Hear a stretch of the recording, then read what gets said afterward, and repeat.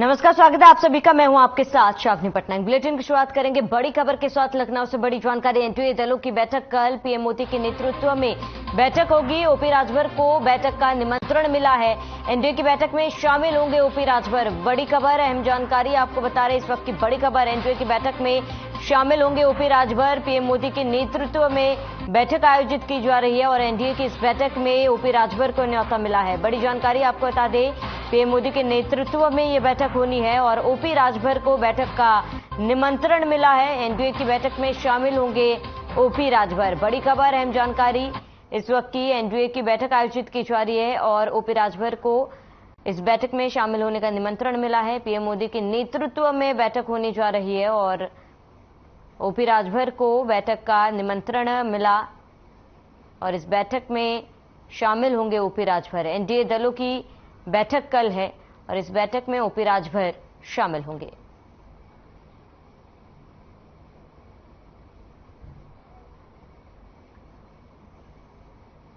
लखनऊ से एक और बड़ी जानकारी। पूर्व मंत्री आशुतोष टंडन की हालत नाजुक है। मेदांता अस्पताल में भर्ती करा के आशुतोष टंडन को आईसीयू में शिफ्ट किया गया। रक्षा मंत्री राजनाथ सिंह ने हालचाल जाना है। सीएम योगी ने भी स्वास्थ्य की जानकारी ली। बड़ी जानकारी, आशुतोष टंडन आईसीयू में भर्ती। रक्षा मंत्री राजनाथ सिंह ने हाल जाना।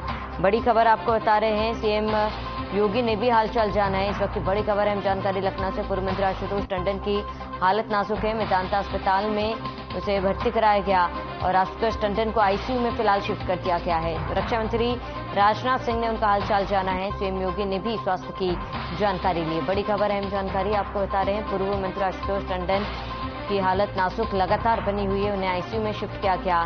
गुड़गांव के मेदांता अस्पताल में वे भर्ती है। रक्षा मंत्री सीएम योगी आदित्यनाथ ने उनका हाल जाना।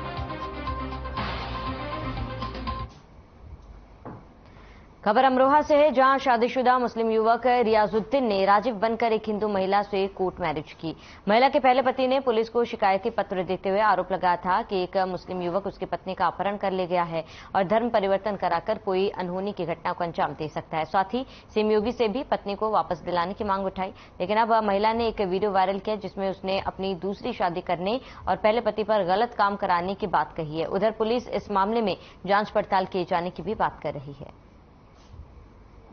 मेरी शादी दौलत हुई लोकेश के साथ। मेरा उससे कोई संबंध नहीं है। मेरा उससे डिवोर्स हो चुका है।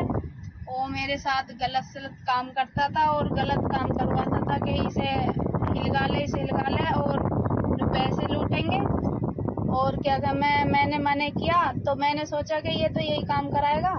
मैंने शादी कर ली और राजीव आर्य से मैं राजीव आर्य ने मेरे से शादी करने से पहले वो हिंदू धर्म अपनाया था और वो कोई नहीं मुसलमान है, उसके वो हिंदू है। मैं कोतवाली से आया हूँ। एक मुस्लिम युवक जो हिंदू बनकर मुझे मिला था, हाथ में अपना कलावा बांधा हुआ था और उसने मेरी बीवी का अपहरण किया है। अपहरण करने के बाद में वो उसका धर्म परिवर्तन करना चाहता है। धर्म परिवर्तन करने के बाद में वो उसको बेचना चाहता है। मैं मुख्यमंत्री से निवेदन चाहता हूँ कि मेरी बीवी मुझे वापस दिला जाए। जी, हसनपुर थाना क्षेत्र में 2 वीडियो वायरल हो रहे हैं। पहला वीडियो जिसमें कि लोकेश नाम से एक व्यक्ति रियाजुद्दीन नाम के व्यक्ति पर इल्जाम लगा रहा है कि उसकी बीबी को बहला फुसला के लेके चला गया है और दूसरा वीडियो उस महिला का है जिसमें महिला ये इल्जाम लगा रही है कि उसका पति लोकेश उससे गलत काम करवाता था, इसीलिए वो किसी और व्यक्ति के साथ चली गई है। मौके पे जांच करी जा रही है, विधिक कार्रवाई की जाएगी। खबर कानपुर से, जहां देर शाम पड़ोसी की दीवार गिरने से 5 साल के मासूम की दबकर मौत हो गई। दरअसल मासूम बच्चा घर के बाहर अपने दोस्तों के साथ खेल रहा था, तभी अचानक दीवार गिरने से परिवार में कोहराम मच गया। परिजनों ने आनन फानन में मासूम को अस्पताल में भर्ती कराया, लेकिन डॉक्टरों ने मासूम को मृत घोषित कर दिया।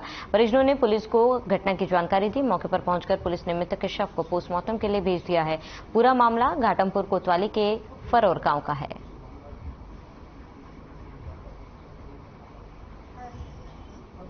तो दीवार गिरने से मासूम की मौत हुई है। पड़ोसी की दीवार गिरने से एक छोटे बच्चे की मौत हो गई। दोस्तों के संग मासूम खेल रहा था, जिस दौरान दीवार गिरी और दीवार के नीचे दबने से इस मासूम की मौत हो गई।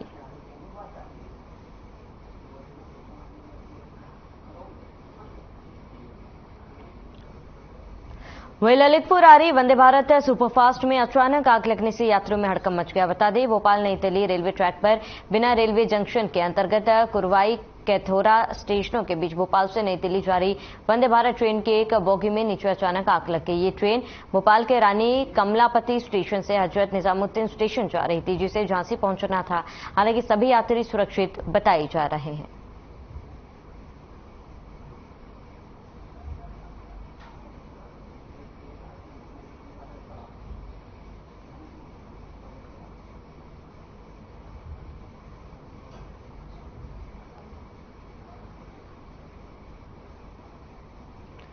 खबर कानपुर से है, जहां नाक नागिन का अटकेलियां करते हुए एक वीडियो सोशल मीडिया पर जमकर वायरल हो रहा है, जिसका वीडियो स्थानीय लोगों को बनाकर वायरल कर दिया। बता दें कि सावन के महीने में अक्सर इस तरह के वीडियो और नजारे देखने को मिलते हैं। तो वहीं नाक नागिन का ये वीडियो क्षेत्र में चर्चा का विषय बन चुका है, जो कि भीतरगांव का बताया जा रहा है।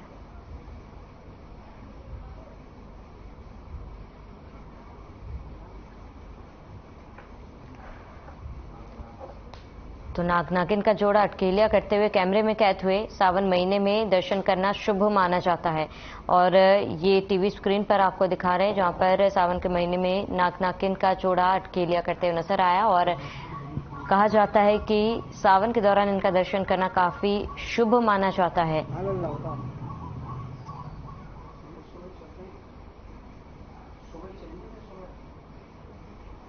तो ये तस्वीरें कैमरे में कैद हुई। सोशल मीडिया पर ये वीडियो भी जमकर वायरल हो रहा है।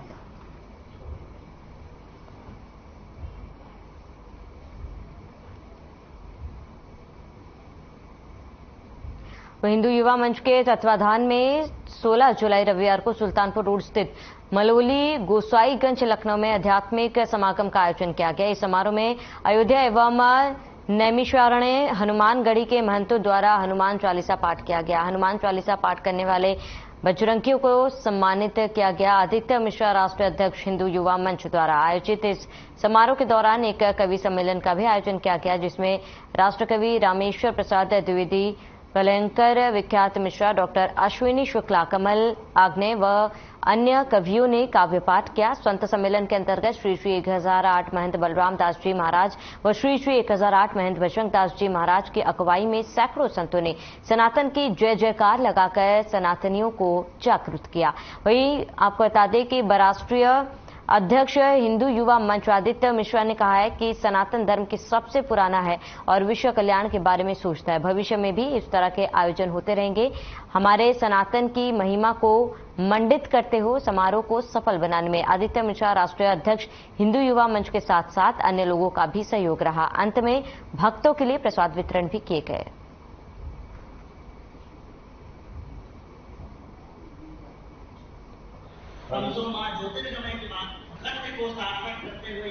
तो सैकड़ों ने हनुमान चालीसा का पाठ किया और कार्यक्रम आयोजित किया गया था, जहां मलोली में आध्यात्मिक समागम बड़े स्तर पर आयोजित किया गया, जिसमें हनुमंत जयकारों में से मलोली गूंज उठा और सैकड़ों की संख्या में हनुमान चालीसा का पाठ किया गया।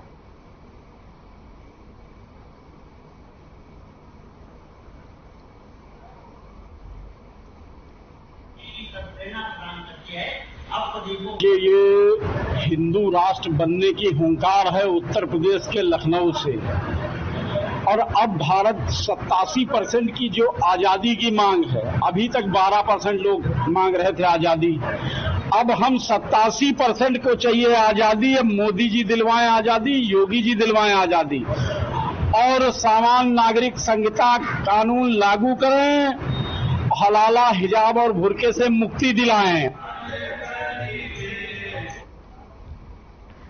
खबर लखनऊ इंटोंजा थाना क्षेत्र के पोहपुर गांव का है, जहां दो पक्षों में नाली की सफाई को लेकर विवाद हो गया। विवाद इतना बढ़ा कि दोनों पक्षों में जमकर मारपीट और खूनी संघर्ष होने लगा। सूचना मिलने पर पहुंची पुलिस ने मामले को शांत कराया और घायलों को अस्पताल में भर्ती कराया।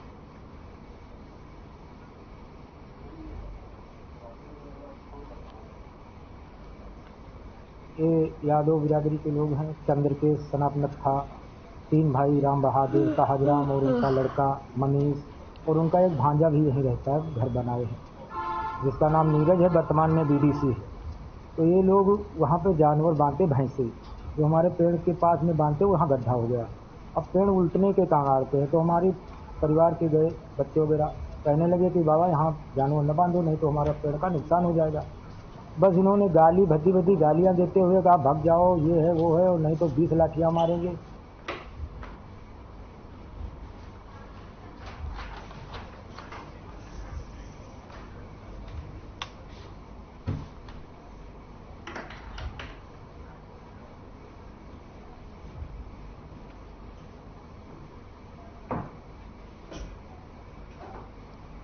खबर कानपुर से, जहां गंगा बैराज में स्टंट के बाद बिठूर के ब्रह्मावर्त घाट पर स्टंटबाजी का खेल जारी है। बता दें कि ब्रह्मावर्त घाट पर स्थित छोटे मंदिर के ऊपर से छलांग लगाते किशोरों का वीडियो सोशल मीडिया पर वायरल हो रहा है। बताते गंगा के बढ़ते जलस्तर के बावजूद जान को जोखिम में डाला जा रहा है और इस तरीके के स्टंट किए जा रहे हैं।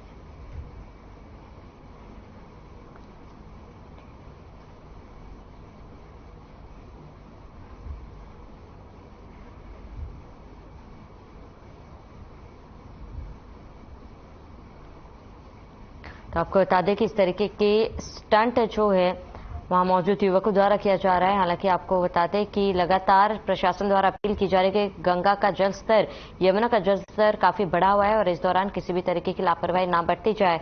उसके बावजूद भी इस तरीके की वीडियो सामने आ रही है जहां पर साफ तौर पर लोग अपनी सुरक्षा का ख्याल नहीं रख रहे और बेपरवाह नजर आ रहे हैं।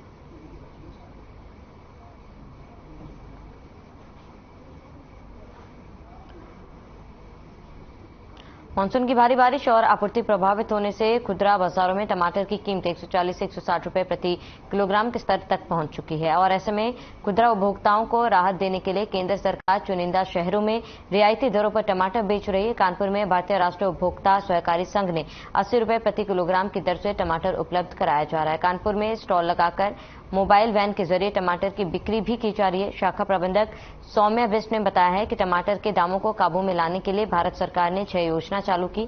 उन्होंने बताया कि लखनऊ और दिल्ली के बाद अब कानपुर में जनता को 80 रुपए प्रति किलोग्राम की दर से टमाटर उपलब्ध कराया जा रहा है। उन्होंने बताया कि स्टॉल और 10 मोबाइल वैन के जरिए शहर में घूम घूमकर रियायती दरों पर टमाटर बेचा जा रहा है। रियायती दरों पर टमाटर मिलने से जनता भी काफी खुश नजर आ रही है। उनका कहना है कि टमाटर महंगा होने की वजह से खरीदारी नहीं कर पा रही है, लेकिन अब सस्ते दाम पर सरकार ने टमाटर उपलब्ध कराए। टमाटर खरीदने वालों ने सरकार का धन्यवाद अदा किया।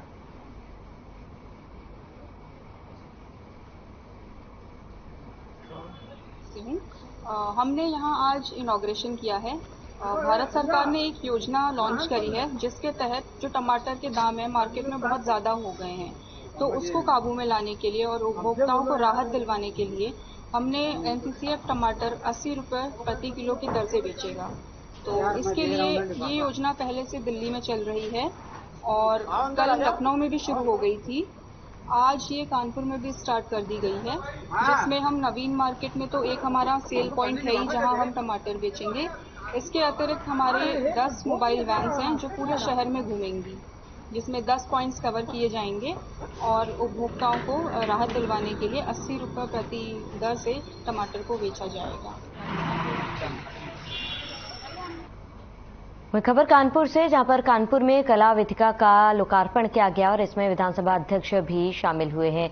आपको बता दें कि विधानसभा अध्यक्ष सतीश महाना शामिल हुए।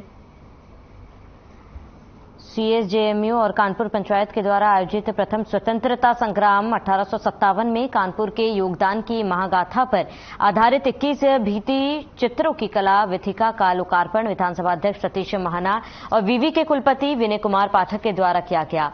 कला वेदिका के लोकार्पण के बाद कानपुर पंचायत के द्वारा निर्मित कानपुर के विभिन्न पहलुओं पर बनाया गया वही वृत्त चित्र कानपुर पग पग निशा तेरे का प्रथम प्रदर्शन विश्वविद्यालय के सभागार में किया गया।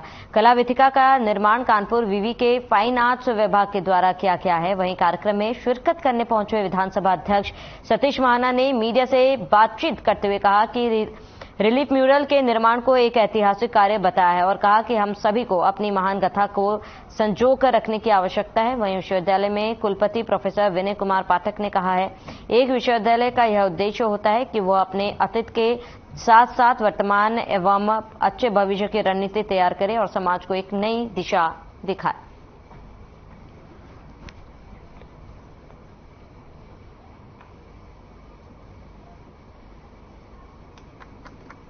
कानपुर यूनिवर्सिटी में आज इसका जो कानपुर के स्वतंत्रता संग्राम सेनानी है उनकी एक चित्रवीचिका और उनकी एक डॉक्यूमेंट्री फिल्म का यहां पर लोकार्पण था। कानपुर महानगर बिठूर नाना साहब के लिए, पेशवा के लिए, और कानपुर का बिठूर एक स्वतंत्रता संग्राम सेनानियों का कर्मस्थल रहा है। कानपुर से ही रानी लक्ष्मीबाई यहां से बड़ी होकर गई और झांसी में उनकी शादी हुई और लक्ष्मीबाई ने अंग्रेजों के साथ किस प्रकार से युद्ध लड़ा हम सबको मालूम है। पंडित श्री श्यामलाल गुप्त पार्षद जी जो कानपुर के ही बिठूर नरवल के थे, कानपुर महानगर गणेश शंकर विद्यार्थी जी कानपुर महानगर के, ऐसी कई हस्तियां जिन्होंने इस देश की आजादी के लिए सर्वस्व त्याग कर दिया, बलिदान कर दिया, उनको हम याद कर सकें, उनके द्वारा बताए गए विचारों को हम अपने अंदर धारण कर सकें। तो जैसा कि विदित होगा कि 75वां अमृत महोत्सव के कार्यक्रम लगातार पूरे देश में चल रहे हैं और माननीय कुलाधिपति महोदय ने जब इस प्रोग्राम का पिछले वर्ष जो है इसका उद्घाटन किया था तो हम लोगों ने एक म्यूरल, एक उसमें से 21 म्यूरल में से एक उनसे उद्घाटित कराया था। आज वो कला वीथिका बनकर तैयार हुई है। कानपुर का एक ऐतिहासिक गौरव रहा है, उसका इतिहास और स्वतंत्रता में एक बड़ा नाम रहा है, पर वहां के बच्चों को और अपने बच्चों को कैसे आगे पता लगे, ये पहली कला वीथिका 1857 की क्रांति में हम सब जानते हैं कि क्या योगदान इस अपने नगर का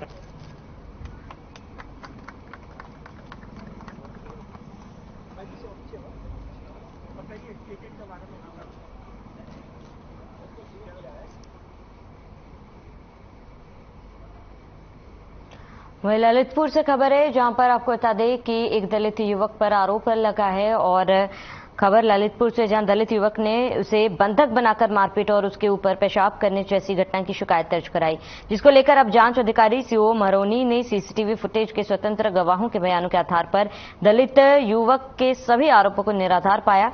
जांच अधिकारी सीओ महरौनी ने बताया कि घटनास्थल पर सीसीटीवी फुटेज और स्वतंत्र गवाहों के बयानों से इस तरह के अपराध की पुष्टि नहीं हुई है। सीओ ने आगे बताया कि मुआयने के दौरान मौके पर जो तथ्य उजागर हुए उनमें दुकान में बरसात का पानी भर जाने की वजह से बर्तन से दुकान के बाहर फेंकते कुछ समय कुछ छींटे युवक पर पड़ गई थी, जिसको लेकर विवाद हुआ था।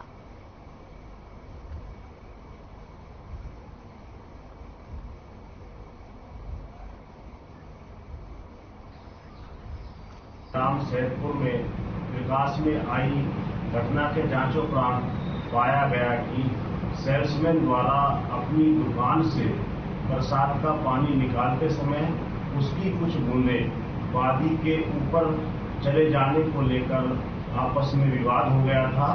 वादी द्वारा लगाए गए अन्य आरोप एसएसपी थाने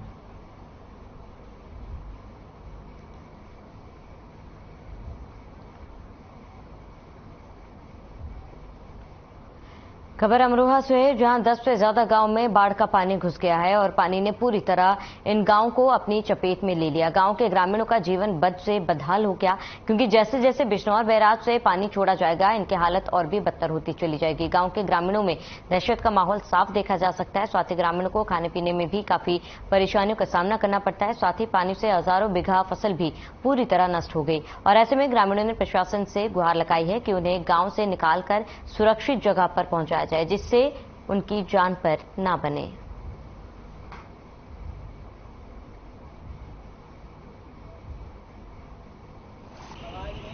बस डूबने वाले हैं, दड़वा दड़वा है नहीं, सारा परिवार डूबने वाला। कितना पानी आ चुका है? पानी सारा 4 लब घर के 4 लब गांव के, मेरा घर नहीं, सारा गांव दड़वे में डूबने वाला। अच्छा, क्या हर साल पानी आता है यहाँ? हर साल पानी नहीं आता, ये आपका पानी जाता है। अच्छा, आने जाने को लेकर क्या व्यवस्था बिल्कुल भंग है, कहीं जा नहीं सकते, ना निकल सकते। बाढ़ को भैया पूरा खतरा बहुत, यहाँ से निकलना मुश्किल हो रहा बहुत। आने जाने की किस तरह की? आने जाने की भाई जहाँ हैं वहीं है, बस छतों पर पहुंचे कुछ आदमी तो।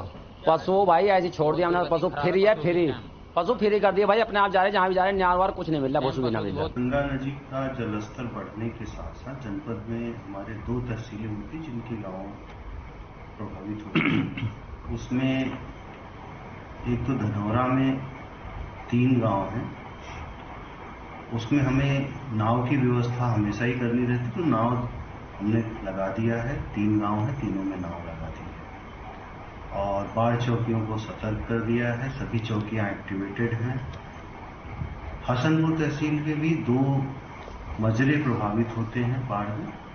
अभी वहां पर पानी नहीं पहुंचा है, बट ये है पानी बढ़ेगा तो वहां पानी अंदर घुस सकता है।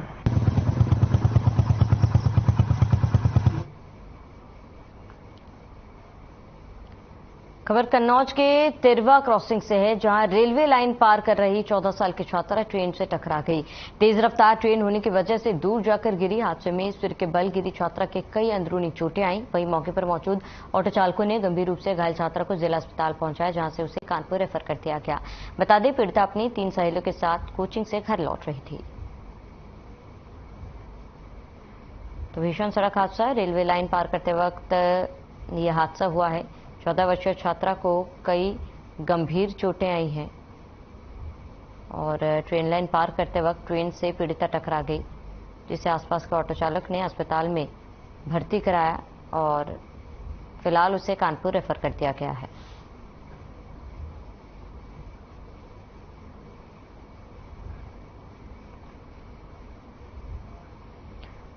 खबर कुशीनगर से है, जहां अंतर्राज्यीय अवैध गांजा तस्करी गैंग का कुशीनगर पुलिस ने पर्दाफाश किया। आपको बताते चले, पुलिस ने करीब 1 क्विंटल अवैध गांजा के साथ 2 गांजा तस्कर को गिरफ्तार किया। अवैध गांजा तस्करी गैंग एक कंटेनर वाहन से तस्करी कर ले जाए जा रहे थे करीब 1 क्विंटल गांजा। पुलिस ने बरामद किए गांजे की कीमत लगभग 51,92,000 रुपए बताई है।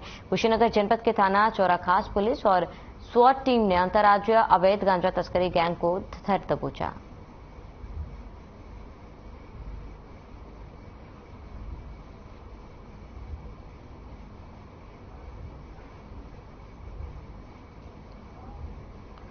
वहीं ललितपुर जनपद के महरौनी थाना अंतर्गत ग्राम सैदपुर में दलित युवक को बंधक बनाकर पीटने का मामला सामने आया। पीड़ित ने महरौनी थाने में शिकायत दर्ज कराई है और कार्रवाई की मांग की गई। सीओ मौका मुआयना करने के बाद मारपीट की घटना और कहा कि बंधक बनाकर मारने और उसके ऊपर पेशाब जैसी घटना प्रकाश में नहीं आई।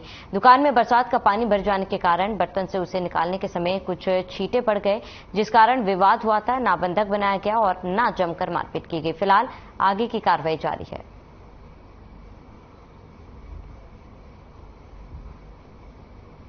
मैं नौनदन के लिए जा रहा था, मैं सैदपुर, तो वहाँ पे कलारी के पास में एक कलाई वाले व्यक्ति ने मैं वहाँ पे खड़ा था तो मेरे ऊपर थूक दिया और मैंने उससे पूछा कि वो मेरे से बोला तुम्हारा क्या नाम है, तो मैंने बोला भगवत प्रसाद ऐरवा। तो बोला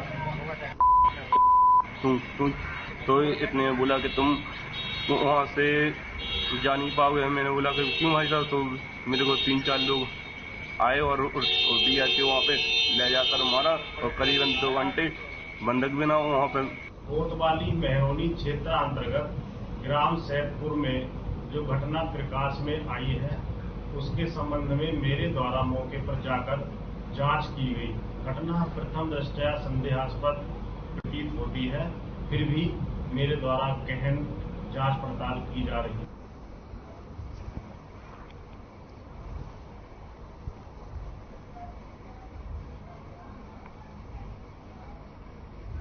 पीलीभीत में खेत से फसल देकर लौट रहे युवक पर जानलेवा हमला कर दिया गया। 2 रिटायर्ड फौजियों सहित 5 लोगों पर गंभीर धाराओं में केस दर्ज किया गया। बता दें कि आरोपी पर तलवार, पांखा, लाठी डंडों से हमला करने का आरोप है। रिटायर्ड अनिल पाल सिंह फौजी से आरोपों को निराधार बताया। रिटायर्ड फौजी गुरनाम सिंह पर मुख्य आरोपी गुरदेव सिंह को शह देने का भी आरोप। पुलिस घटना की जांच में जुटी है।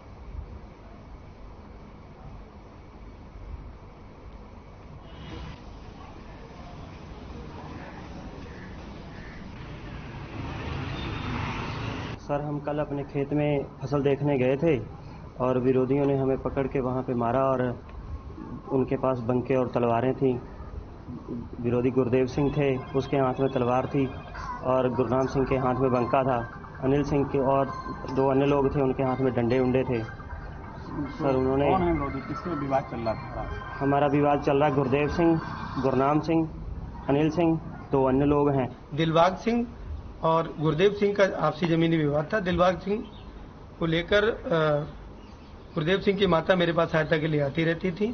15/7/2023 को इन लोगों के बीच झगड़ा हो गया, जिसमें गुरदेव सिंह को गंभीर चोटें आई जिन्होंने अस्पताल जाकर अपना मेडिकल कराया और अपनी प्राथमिकी दर्ज कराई। आज 16/7/2023 को दिलबाग सिंह के भाई सुखविंदर सिंह द्वारा एक झूठी घटना दिखाई गई है, जिसमें ये आरोप लगाया है कि मेरे द्वारा घटना कारित की गई है, जो कि एक झूठी घटना है।